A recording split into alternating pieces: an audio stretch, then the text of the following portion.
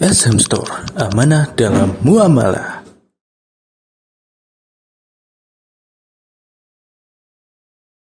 Bismillahirrahmanirrahim.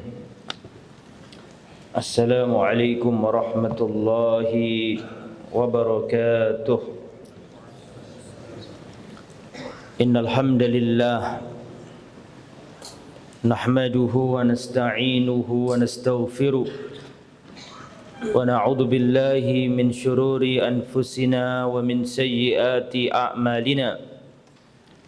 Man yahdihillahu fala mudilla lahu wa man yudlil fala hadiya lahu. Wa asyhadu an la ilaha illallah wahdahu la syarika lahu wa asyhadu anna Muhammadan abduhu wa rasuluh la nabiyya wa la rasula ba'dah.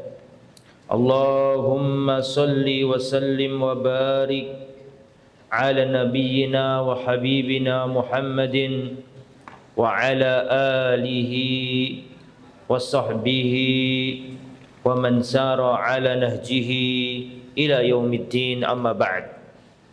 Ikhwati at-talaba rahimani wa rahimakumullah. Alhamdulillah, kita diberi kemudahan Allah bisa bertemu kembali di Masjid Darul Hijrah, Sekolah Tinggi Agama Islam Ali bin Abi Thalib, Surabaya. Kita lanjutkan kajian kitab Al-Arba'in fi Huquq Rabbil Alamin, 40-an hadis tentang tauhid, tentang hak-hak Allah Rabb semesta alam. Pada pertemuan kali ini kita akan membahas al-hadis ar-rabi' was-salasun, hadis yang ke-34. An Anas ibn Malik radhiyallahu anhu anin Nabi sallallahu alaihi wasallam, dari Sayyiduna Anas bin Malik, semoga Allah meridai beliau, anin Nabi sallallahu alaihi wasallam, dari Rasulullah sallallahu alaihi wasallam. Qal, Rasulullah bersabda, thalathun man kunna fihi wajada halawatal iman. Ada 3 hal, jika 3 hal itu ada pada diri seseorang, maka orang tersebut mendapatkan manisnya iman. Ada 3 perkara, jika 3 perkara itu ada pada diri seseorang, maka seseorang itu telah mendapatkan manisnya iman.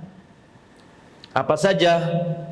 Yang pertama, an yakunallahu wa rasuluhu ahabba ilaihi mimma siwahuma.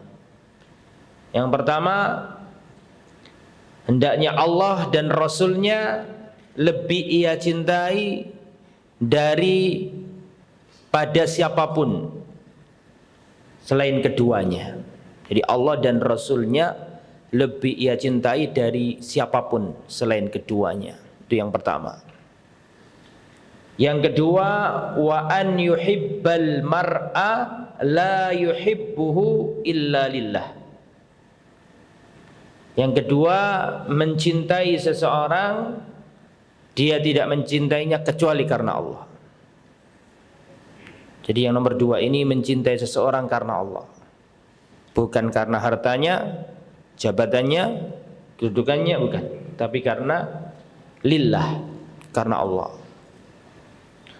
Kemudian yang nomor 3, wa an yakraha an ya'uda fil kufr kama yakrahu an yukzafa finnar. Dia benci untuk kembali pada kekafiran. An yakrah, benci, an ya'uda fil kufri, untuk kembali kepada kekafiran, sebagaimana ia benci untuk yukzaf finnar, dilemparkan ke neraka. Jadi kebenciannya kepada kekafiran seperti kebenciannya kalau sekiranya dirinya dilemparkan di neraka.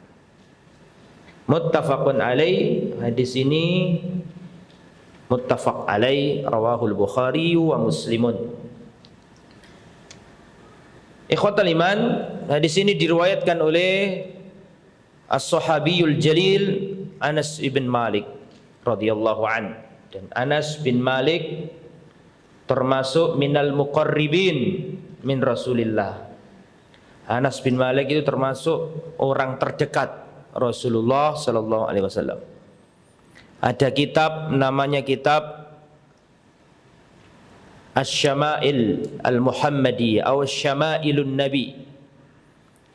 Syama'il Rasulullah, berisi tentang apa saja tentang Rasul. Fisiknya Rasul, rambutnya Rasul, dadanya Rasul, matanya Rasul, kulitnya Rasul, rambutnya Rasul, postur tubuhnya Rasul, jalannya Rasul, tidurnya Rasul, sholatnya Rasul, tawaduknya Rasul, keberaniannya Rasul, makanannya Rasul, pakaiannya, semuanya ada di kitab itu. Dan di kitab itu, di antara perawi yang paling banyak meriwayatkan adalah Anas bin Malik. Kenapa? Karena Anas bin Malik itu seperti yang saya katakan termasuk orang terdekat Rasulullah sallallahu alaihi wasallam. Bagaimana tidak menjadi orang terdekat? Wong beliau saja diberi julukan, punya gelar. Gelarnya adalah Khadimur Rasul sallallahu alaihi wasallam. Jadi Anas bin Malik ini sahabat Nabi yang punya gelar apa tadi? Khadimur Rasul. Pelayannya Rasul, pelayan kecil Rasulullah. Pelayan kecil Rasulullah. Jadi Rasulullah itu ketika hijrah dari Mekah ke Madinah, ada bocah kecil yang diperintahkan oleh uminya untuk berkhidmat kepada Rasulullah. Nah, ibunya Anas bin Malik namanya Ummu Sulaim. Ya, anaknya dibawa ke Nabi, ya Rasulullah, ini anakku ini cerdas, izinkan dia berkhidmat kepadamu. Jadi Anas bin Malik ini sejak kecil bersama Nabi.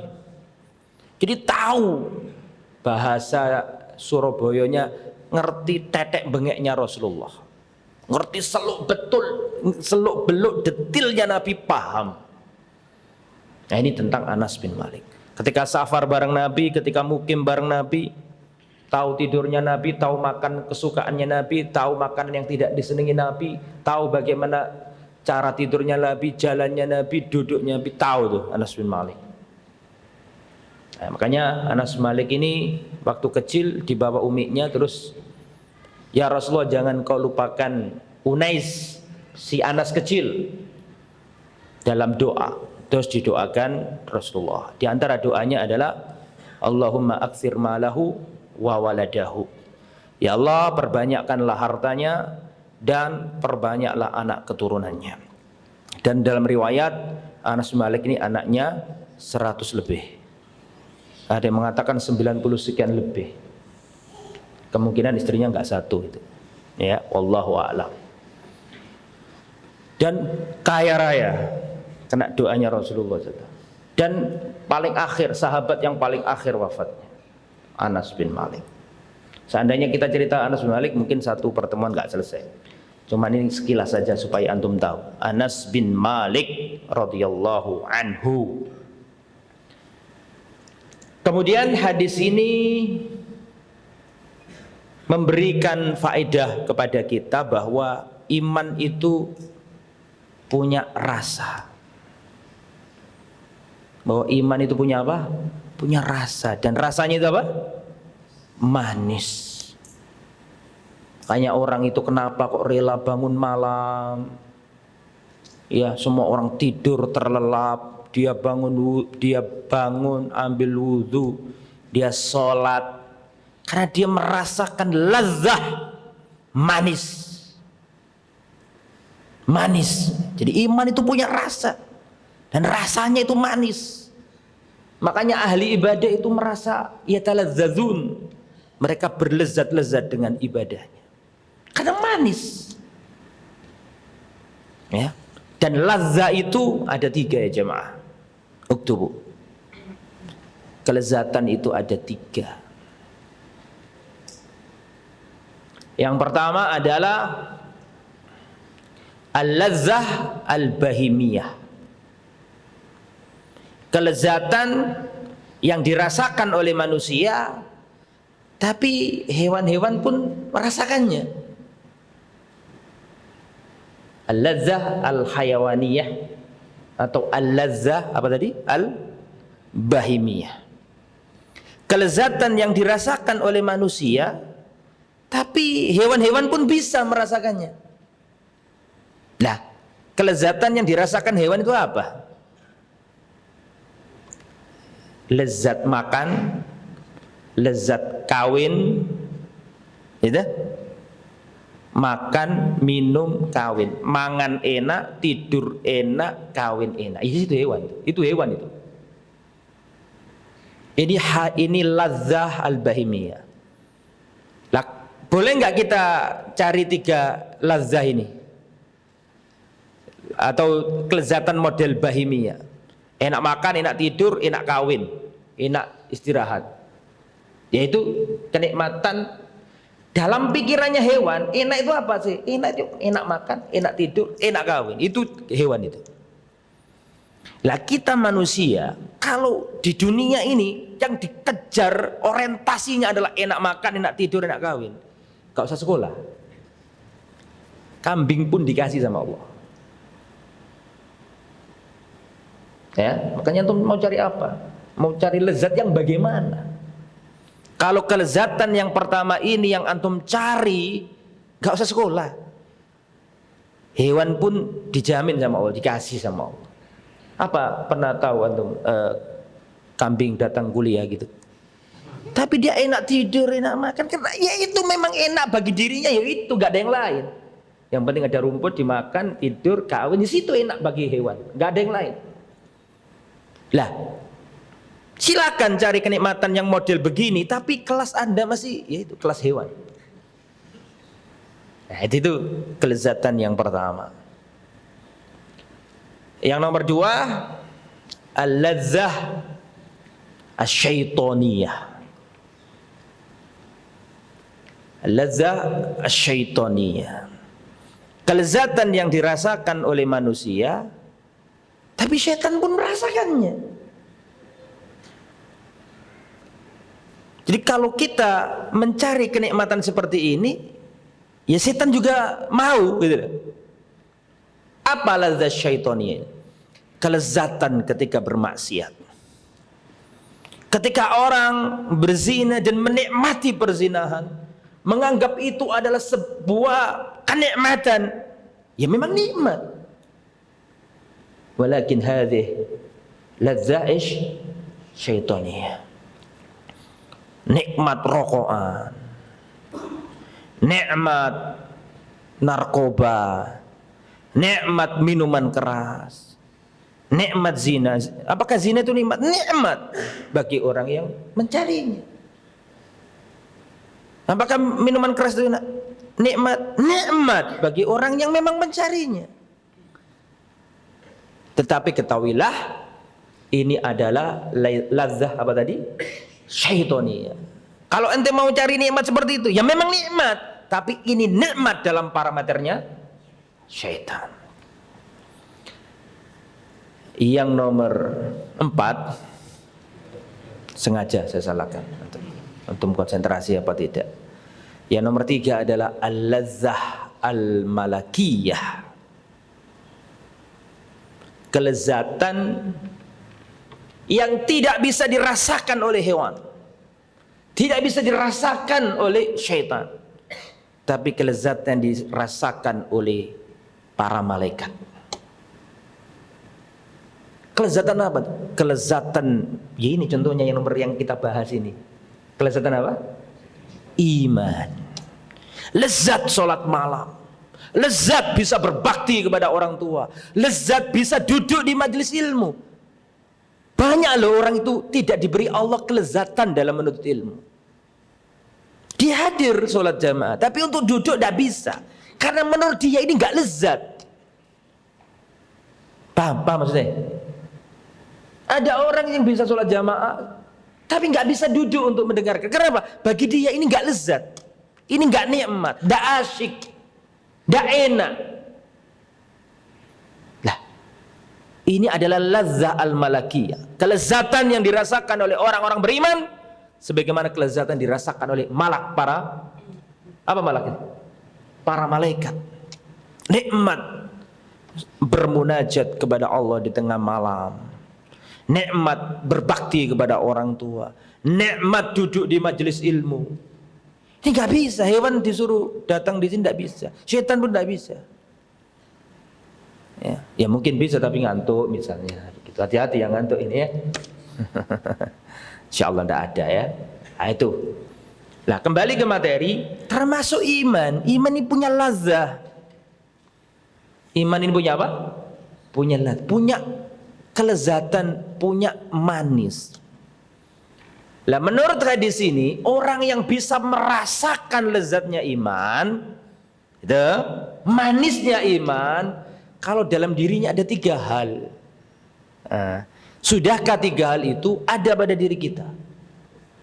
Yang pertama, tanda orang yang bisa mencicipi manisnya iman. Yang pertama, an yakunallahu wa rasuluhu ahabba ilaihi mimma siwahuma. Allah dan Rasulnya lebih dia cintai daripada siapapun dari selain keduanya. Siapapun, lihat mobil mewah, lihat apa, tetap lebih cinta sama Allah. Lihat artis, lihat pemain sepak bola, tetap cinta Rasulullah. Tumbuh dalam hatinya nomor 1 itu Allah. Setelah itu Rasulullah, cinta kepada Allah. Ya. Saya pernah lihat YouTube, ada artis Korea diundang ke Indonesia. Itu yang datang orang-orang wanita pakai jilbab, menggandrungi orang-orang kafir, orang-orang Korea, mengharu biru, nangis histeris, diundang ke panggung salah satu di antara mereka, jerit-jerit, jilbaban loh ini. Itu idola yang Korea itu dirangkul-rangkul, padahal dia muslimah pakai jilbab, padahal dia itu orang kafir, kalau kencing nggak cebok, disenengi. Heran saya, kegagalan orang tua mendidik anaknya, nggak bisa menjadikan Rasulullah orang yang paling kita cintai dan paling kita kagumi. Wallah, seandainya kita membaca sirahnya Rasulullah, sirahnya para sahabat, tidak tersedia di relung hati kita tempat setitik pun untuk orang-orang kafir itu. Saking agungnya Mus'ab bin Umair, Khalid ibn Walid, saking agungnya para salaf kita, tidak tersisa setitik tempat pun mengidolakan orang-orang yang kalau pipis gak cebok itu. Tuh kok seneng itu loh, heran saya. Lah itu kita harus ciptakan generasi baru, generasi yang cinta kepada Allah dan Rasul. Itu ya, ini krisis idola kaum muslimin ini ya.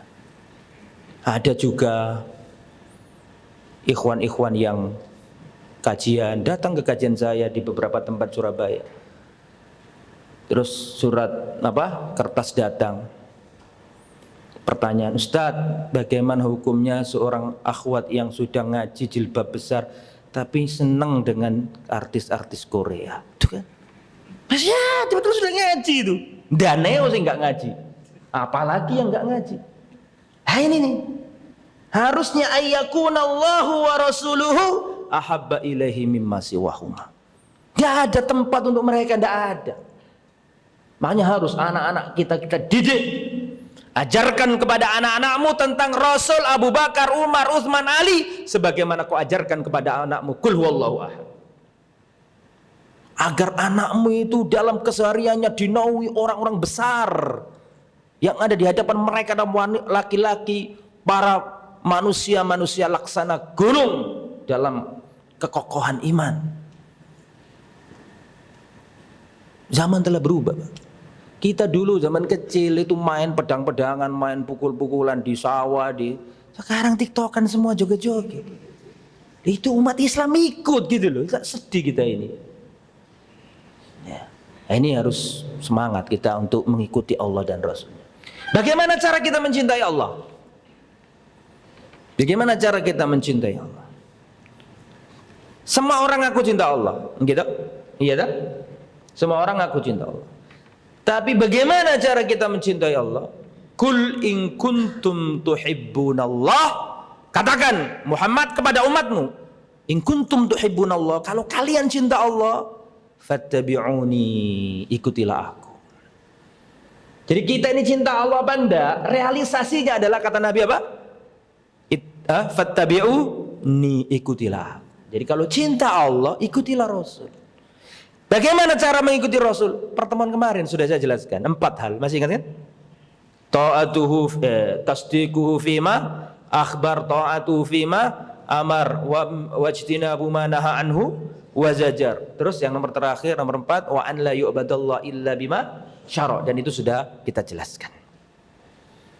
Itu yang pertama ya. Kalau ingin merasakan manisnya iman, jadikan Allah dan Rasulullah, setelah itu Rasulullah, setelah Allah, setelah itu baru Rasulullah.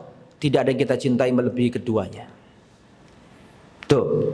Yang nomor 2, wa an yuhibbal mar'a la yuhibbuhu illa lillah. Mencintai seseorang, kita tidak mencintainya kecuali karena Allah.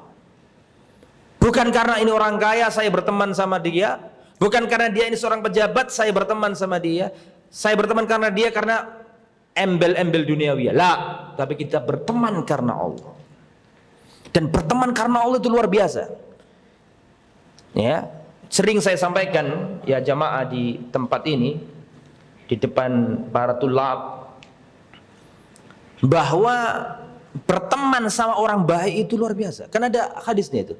Di antaranya hadis ini dan hadis yang lain, sab'atun yudhilluhumullahu fi dhillihi yauma la dhilla illa dhilluh. Ada 7 golongan yang diberi naungan pada hari ketika tidak ada naungan lagi kecuali naungan Allah. Jadi ada orang yang akan diberi naungan pada hari kiamat, 7 orang. Salah satunya adalah orang yang saling mencintai apa? Karena Allah. Berteman karena Allah. Sekarang ini orang itu membangun relasi dan hubungan kebanyakan pikiran duniawinya. Saya teman sama dia karena nanti dia punya link, nanti saya punya bisnis ini, kalau saya kenalan sama dia nanti akan dimudahkan dalam urusan ini. Itu kebanyakan seluruh alaqah duniawiyah zaman ini itu dibangun di atas untung duniawiyah. Tapi ini enggak, ini engkau mencintai seorang karena Allah, bukan karena jabatannya, bukan karena dia punya link atau dia punya jalur-jalur khusus lah, tapi karena dia orangnya baik, dia sholat, orangnya bakti ke orang tua, tidak pernah nyakiti orang, senyum, suka mengingatkan kita kepada Allah. Ini orang baik ini, bertemanlah sama dia. Berteman karena Allah. Ini penting. Ya, berteman karena Allah. Di dalam Al-Quran, di dalam hadis Nabi, ada hewan yang sering dijadikan tamsil kejelekan. Dan ini kesekian kalinya saya sampaikan di forum ini. Saking seringnya saya sampaikan. Ada hewan di dalam Al-Quran, di dalam hadis Nabi, yang hewan ini sering dijadikan lambang kejelekan. Apa itu? Al-kalb, anjing. Rasulullah mengatakan, la tadkhulu baitan, la tadkhulul malaikatu baitan fihi kalbun wala suratun. Malaikat tidak mau masuk rumah yang di dalam rumah itu ada anjingnya dan ada rupakannya. Rupaka bisa lukisan, bisa pahatan, bisa patung, bisa yang bernyawa. Jadi malaikat tidak mau masuk rumah yang di dalam rumah itu ada anjingnya dan rupaka-rupakanya. Entah itu patung makhluk bernyawa, lukisan makhluk bernyawa, pahatan makhluk bernyawa, tidak mau masuk kalau ada anjingnya. Rasulullah SAW pernah menunggu datangnya Jibril, tidak datang-datang. Lama Jibril ditunggu, Rasul tidak datang-datang. Ternyata tanpa disadari di bawah kolom tidurnya Rasulullah SAW ada seekor jirwul kalb, ada anak anjing. Maka ketika Rasulullah mengetahui di bawah kolom, di bawah ranjangnya Nabi ada anak anjing itu, Rasulullah berkata kepada keluarganya, akhriju, keluarkan. Setelah dikeluarkan baru Jibril turun.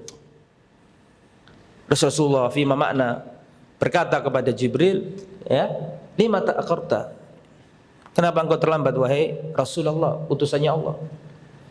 Maka Jibril mengatakan, kami para malaikat la nadkhul baitan fihi kalbun wala sura. Kami para malaikat tidak mau masuk rumah yang ada anjingnya dan ada rupaka, gambar, wajah dan seterusnya. Rasulullah juga mengatakan, orang yang memberi kok ditarik kembali, dikasihkan, oh enggak jadi ya, mohon maaf saya ambil lagi. Kata Rasulullah, seperti anjing muntah dijilati lagi. Ya kan? Rasulullah juga mengatakan, jika ada seekor anjing menjilati bejanamu, cucilah berapa kali? 7 kali. Salah satunya pakai apa? Debu atau tanah atau pasir. Ya. Rasulullah Shallallahu Alaihi Wasallam juga menyuruh untuk membunuh anjing. Khamsul fawasik yuqtalna fil hilli wal haram. Ada hewan fasik yang boleh dibunuh meskipun di tanah haram. Di antaranya al-kalbul akur, anjing gila. Artinya anjing ini sering dibuat perumpamaan kejelekan. Tetapi di dalam Al-Quran ada 2 titik anjing ini diangkat derajatnya oleh Allah. Ya, di dalam Al-Quran ada 2 titik anjing ini diangkat derajatnya oleh Allah, disebutkan dalam konteks positif, bukan konteks negatif. Yang pertama dalam surat Al-Maidah ayat 4. Yas'alunaka madza uhilla lahum. Mereka bertanya kepadamu Muhammad, madza uhilla lahum, apa yang dihalalkan untuk mereka. Kul, katakan mereka kepada mereka ya Muhammad, uhilla lakumut thayyibat, dihalalkan bagi kalian yang baik-baik. Wa ma'alamtul minal jawarihi, dan apa saja yang kamu ajarkan kepada binatang buas, ya, yang kamu ajari, maka boleh buruannya kamu makan. Para ulama menjelaskan al-kalb, anjing itu kalau kan najisnya najis berat, najis mughaladzah, betul ya? Kalau anjing itu berburu nggak boleh kita makan buruannya. Tapi kalau anjingnya itu terlatih, al-kalb al-mu'allam. Mana al-mu'allam? Mu'allim artinya guru. Kalau al-mu'allam artinya mu'allim yang ngajari kan gitu kan. Kalau al-kalb al-mu'allam artinya apa? Anjing yang diajari, anjing yang dilatih kan gitu kan. Al-kalb mu'allam, anjing yang dilatih ini Allah angkat derajatnya sehingga kalau dia berburu maka boleh kita makan. Buruannya, bukan anjingnya. Buruannya boleh kita makan. Jadi kalau anjingnya terlatih, bismillah. Syaratnya anjing terlatih kalau disuruh berangkat, disuruh balik. Kalau nerekam, untuk majikannya bukan untuk dirinya. Bismillah, jalan dia. Disuruh balik. Kalau nerekam, diberikan kepada majikannya, tidak untuk dirinya. Nah, kalau ada anjing menerekam, dikoyak, keluar darah, terus dikunyah, satu kunyahan masuk ke perutnya, maka buruannya nggak boleh dimakan. Karena ini anjing belum selesai ngajinya. Ya, belum selesai ngaji. Tapi kalau anjingnya terlatih, dia merobohkan, menjatuhkan, menggigit, keluar darah, tapi nggak dimakan sama sekali, dikasihkan majikannya, ini sudah lulus, maka boleh dimakan. Dengan syarat mu'allam. Ini menunjukkan keutamaan ilmu. Pertama ini menunjukkan ilmu. Yarfa'illahu alladhina amanu minkum walladhina utul ilma darajat. Allah mengangkat derajat orang berilmu. Jangankan orang berilmu, anjing berilmu diangkat derajatnya sama Allah. Saking agungnya ilmu. Ilmu inilah yang menyebabkan anjing diangkat derajatnya. Ilmu. Karena mau dilatih, mau diajari, diangkat derajatnya. Itu padahal anjing. Apalagi muslim. Yang kedua, kapan anjing ini diangkat derajatnya insya Allah? Dalam surat apa tadi? Yang kedua, Al-Kahf. Surat Al-Kahf ayat 18.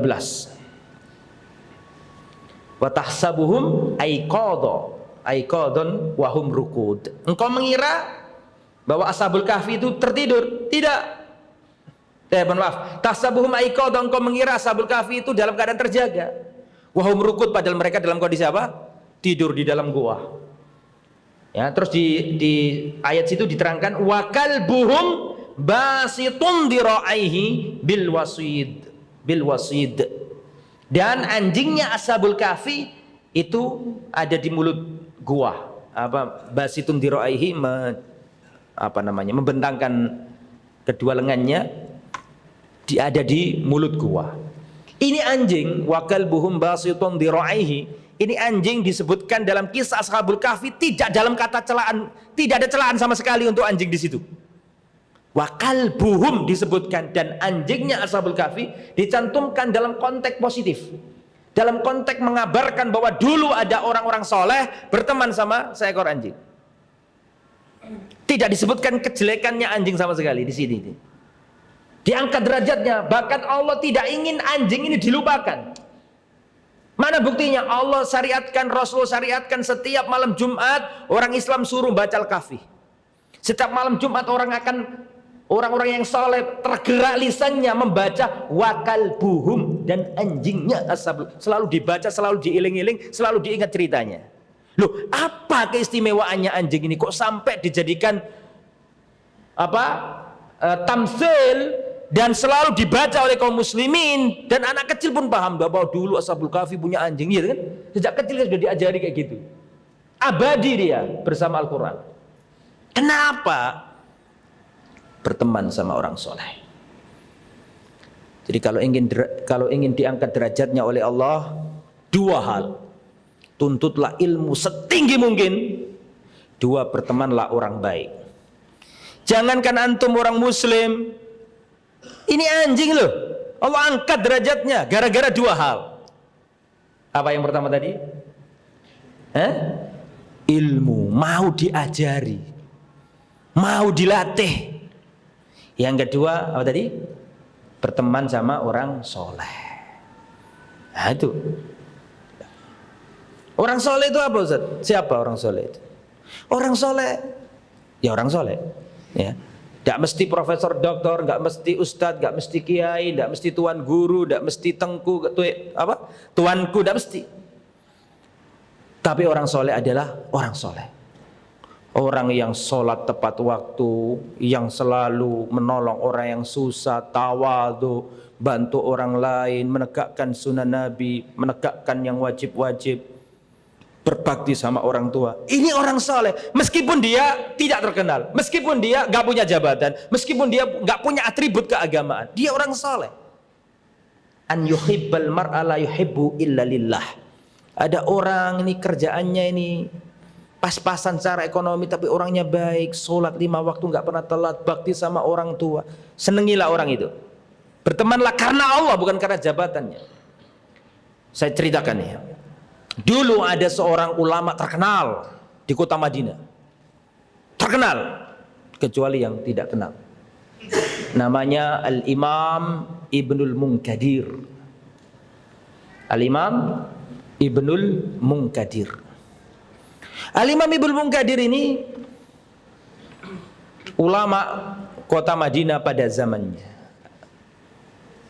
Zaman itu Madinah terjadi kemarau panjang yang luar biasa, sehingga hewan-hewan banyak yang mati karena kehausan, gersang luar biasa.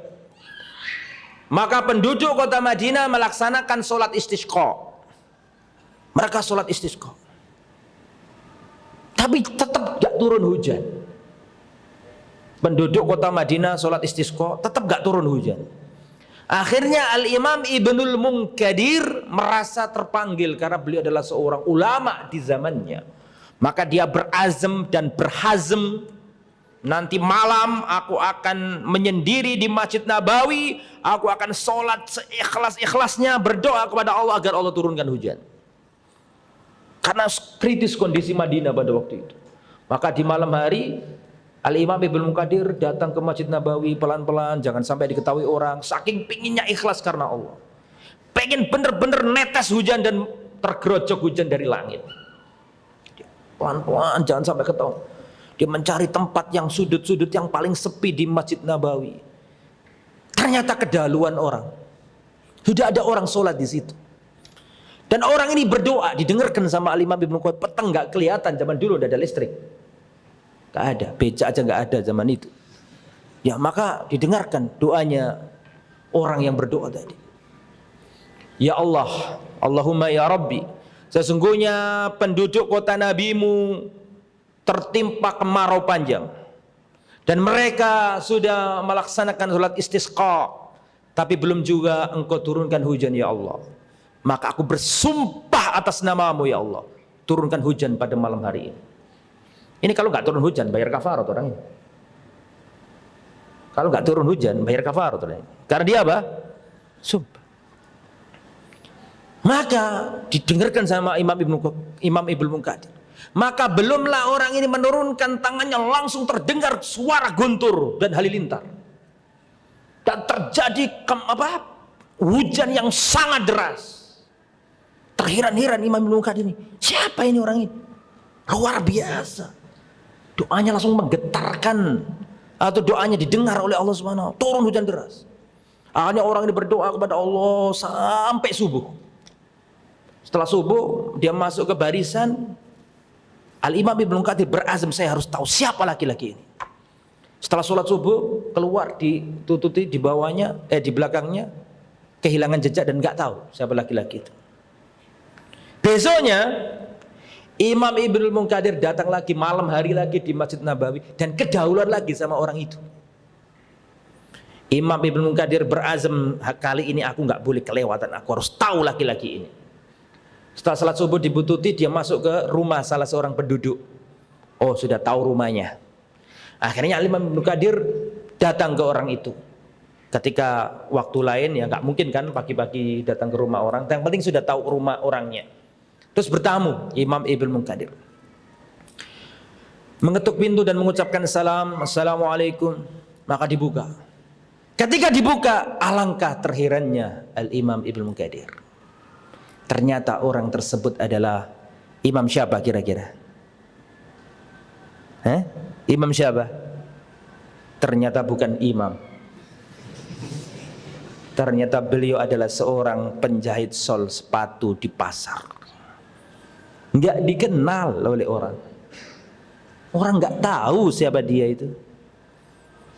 Maka ketika dibuka kaget nih si pemilik rumah dan mengatakan, ahlan ahlan ahlan ya Syekhana, ahlan bikum.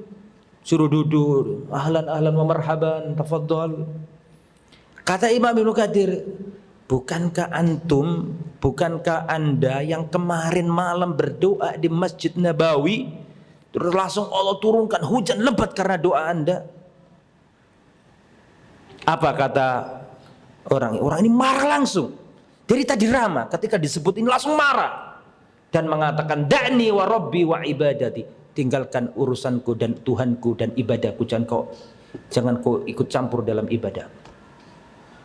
Setelah pulang, Al-Imam Ibnu Katsir mikir, iya ya, namanya orang kan pengen privasinya, ibadahnya nggak diganggu, takut riya, takut keikhlasannya tergoda.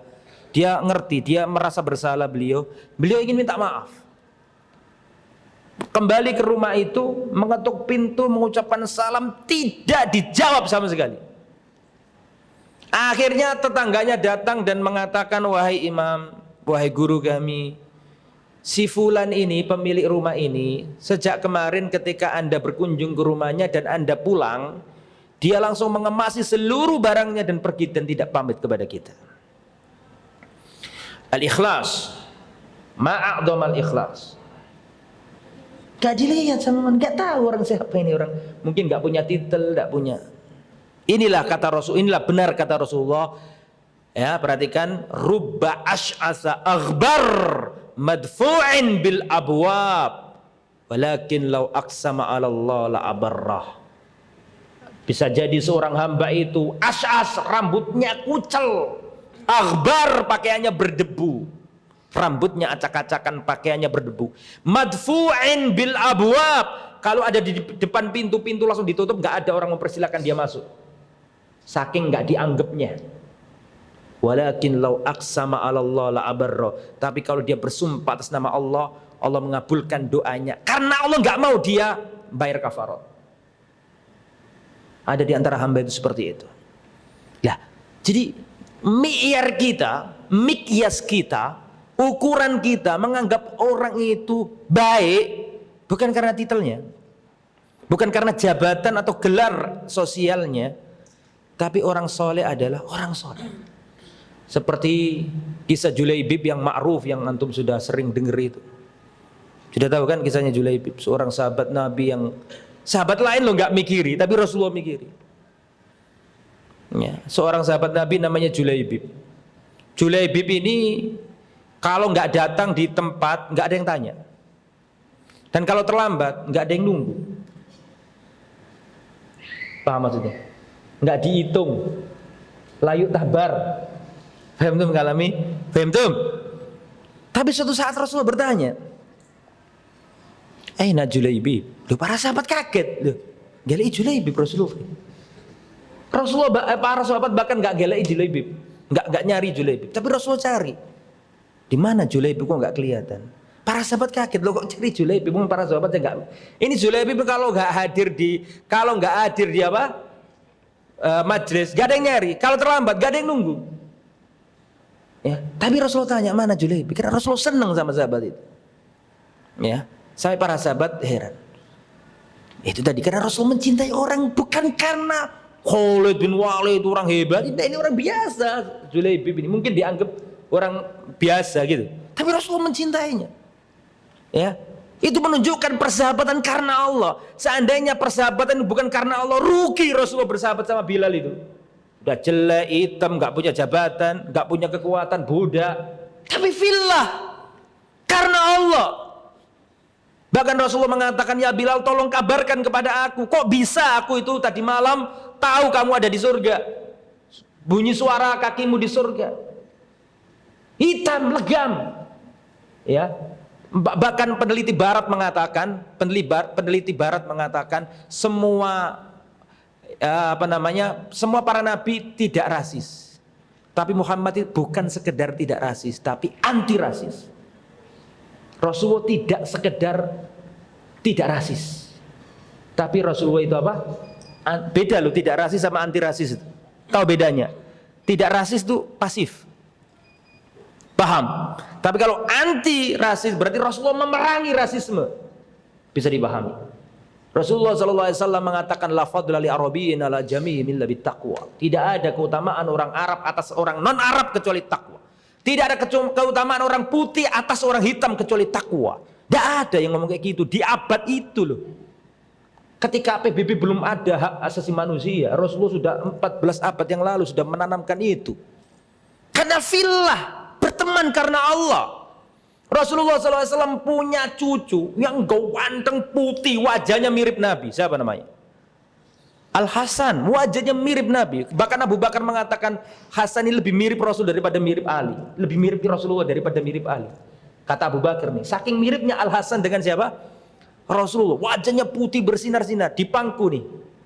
Dan Rasulullah punya Usama bin Zaid, Zaid bin Harisah, mantan anak angkatnya Nabi, betul? Punya anak namanya Usama. Usama hitam legam, keriting. Dua-duanya di bangku. Hasan yang putih seperti lampu wajahnya, yang satu Usama hitam keriting. Tapi apa kata Rasulullah? Allahumma inni uhibbuhuma fa'ahibbahuma. Ya Allah, aku mencintai keduanya, maka cintailah keduanya. Ya, karena fillah, karena Allah. Wa an yuhibbal mar'a la yuhibbuhu illa lillah. Tidak mencintai seseorang kecuali karena Allah, bukan karena kegantengannya, karena jabatannya. Seperti Julaibib ini. Kalau datang nggak ada yang nanya, kalau terlambat nggak ada yang nunggu. Tapi Rasulullah tanya, mana Julaibib? Kok nggak kelihatan? Suatu saat Rasulullah datang ke Julaibib, ya Julaibib, kenapa kamu kok nggak nikah? Kenapa kamu nggak nikah? Ala tatazawwaj ya Julaibib? Kata Julaibib, ya Rasulullah, lelaki mana yang mau menikahkan putrinya dengan orang seperti saya? Ganteng enggak, kaya juga enggak. Siapa yang mau ya Rasulullah nikah sama saya itu? Ya Rasulullah ini saking senangnya sama Julaibib, maka Rasulullah SAW datang ke rumah salah sahabat Ansor. Mengetuk pintu rumahnya, assalamualaikum. Ketika orang Ansor ini buka rumahnya, melihat Rasulullah yang datang, senangnya luar biasa. Rasulullah itu orang baik, tidak mungkin pergi ke tempat jelek. Betul? Kalau ada rumah ditamui Nabi itu istimewa, pasti senang. Gak ada orang gak senang itu. Berarti rumahku itu rumah baik. Kok Rasulullah mau singgah di rumahku? Ketika datang Rasulullah, senangnya luar biasa. Ahlan wa marhaban ya Rasulullah, senang gitu. Ada apa ya Rasulullah kok datang ke rumahku? Kata Rasulullah, aku mau meminang putrimu. Tambah seneng. Siapa yang gak seneng dapat sholawat terus, Allahumma sholli ala Muhammad wa ala ali Muhammad. Anaknya dapat sholawat kaum muslimin sepanjang masa. Seneng loh. Mau dinikahi Rasulullah. Maka keinginanmu tidak akan tertolak ya Rasulullah. Bukan untuk aku. Loh. Untuk siapa? Ya Rasulullah. Julaibib ya Rasulullah. Terheran-heran laki-laki ini. Wallahi ya Rasulullah, qad ja'a fulan tajir, fulan kada, fulan minal aghniya. Saya tolak semuanya demi kehormatan anakku. Terus kau tawarkan kepadaku Julaibib? La ya Rasulullah, la. Saking nemennya Julaibib, padahal yang nawari siapa? Mak comblangnya Rasulullah loh padahal. Tapi saking nemennya Julaibib ini gak gelem bapake. Gak, dalam hal ini sungkannya sama Rasulullah ditepi, saking nemennya siapa? Julaibib dalam pandangan apa? Laki-laki, bukan dalam pandangan Allah. Tetapi Masya Allah, ini wanita soleha ini dibalik tabir mendekarkan percakapan sang ayah sama Rasulullah. Rasulullah pulang itu langsung sang anak ini. Dalam riwayat yang lain, biarkan aku bermusyawarah sama ibunya ibunya putriku. Ketika Rasulullah pergi, maka sang putri ngomong sama bapaknya, ya Rasulullah, ya wahai ayahanda, nikahkan aku sama Julaibib. Tidak mungkin Rasulullah SAW memilihkan untuk seseorang kecuali orang itu pasti baik untuk duniaku dan untuk akhiratku. Wahai ayah, nikahkan aku sama Julaibib. Terus Julaibib dikasih tahu Nabi, sowan nang pol Julaibib. Ini hari yang mungkin paling senang bagi Julaibib semenjak dilahirkan ibunya. Ya, nggak pernah kepikiran punya istri secantik itu, sebangsawan itu. Senang luar biasa ente. Kayak ente nggak mau nadur aja kan? Ya gimana ente perasaan kalau mau nadur kan deg-degan gitu kan? Atau belum punya wacana ke sana tuh? Ini senang dia. Bahkan ketika malam pertama dia nggak bayangkan punya rumah seperti itu, menemui seorang wanita secantik itu, dia nggak bayangkan sebelumnya. Maka malam pertama dia datang ke rumah istrinya, melihat istrinya yang cantik luar biasa. Belumlah Julaibib menyentuh istrinya, datang seruan jihad fi sabilillah. Sehingga gak sempat istrinya ini dijamah. Karena langsung ikut jihad bersama Rasulullah SAW. Jihad bersama Rasulullah SAW, selesai jihad fi sabilillah, gugurlah yang gugur dan masih hiduplah yang hidup. Setelah selesai ma'rakah, peperangan, Rasulullah bertanya kepada para sahabat, ya ashabi, wahai sahabatku, kalian kehilangan siapa? Siapa aja yang gugur dalam perang ini? Maka semuanya nyebut satu persatu, fulan, disebutkan semuanya. Rasulullah bertanya kedua kalinya, siapa lagi yang gugur dalam perang ini? Fulan, disebutkan semuanya. Rasulullah bertanya 3 kali, siapa lagi yang gugur dalam perang ini? Fulan. Tidak ada satupun sahabat yang menyebutkan nama Julaibib, padahal Julaibib tidak ada di tempat itu. Ketika sahabat gak ada yang menyebut nama Julaibib, maka Rasulullah mengatakan, amma ana, adapun aku sedang mencari-cari Julaibib. Baru para sahabat sadar bahwa Julaibib gak ada di tengah-tengah orang yang hidup. Maka dicarilah jasadnya Julaibib, di mana jasadnya Julaibib ini? Tidak ada yang tahu jasadnya Julaibib kecuali saudarinya yang mengetahui dari cincinnya tangannya yang terbunuh. Dia wafat dikelilingi oleh 7 atau 8 orang kafir wafat. Wajahnya Julaibib gak dikenali kecuali dikenali dari cincinnya. Gak dikenal oleh para sahabat. Bahkan para sahabat sempat melupakannya. Tapi Allah tidak akan pernah melupakan orang yang baik. Rasulullah datang dan melihat jenazahnya Julaibib. Maka Rasulullah nangis luar biasa, nangisnya Rasulullah SAW. Kemudian Rasulullah melihat ke atas dan Rasulullah tersenyum.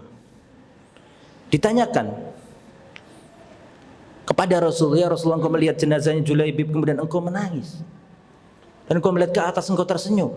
Ada apa ya Rasulullah? Aku melihat Julaibib wafat. Aku melihat Julaibib dan aku menangis karena aku kehilangan saudaraku yang mungkin kalian melupakannya, atau fima makna seperti itu. Karena aku merasa kehilangan Julaibib, dan aku melihat ke atas, aku tersenyum karena aku melihat para bidadari menunggu kedatangan Julaibib. Jadi begitulah, kita berteman karena Allah, bukan karena jabatannya, bukan karena orang ini terkenal. Sekarang ada istilah ikhwan kibar, bukan hanya Ustadz kibar sekarang ini. Ada istilah apa sekarang? Ikhwan kibar. Betul, bisa jadi dia juga ngaji, senengane nyupiri Ustadz, datang kemana sama Ustadz, kemana Ustadz. Waktu yang ngaji mungkin dia bahkan nggak ngaji. Ada yang seperti itu. Saya nggak katakan semua loh ya. Ada seperti itu. Tapi julukannya apa? Ikhwan kibar. Yang dekat sama apa? Ustadz.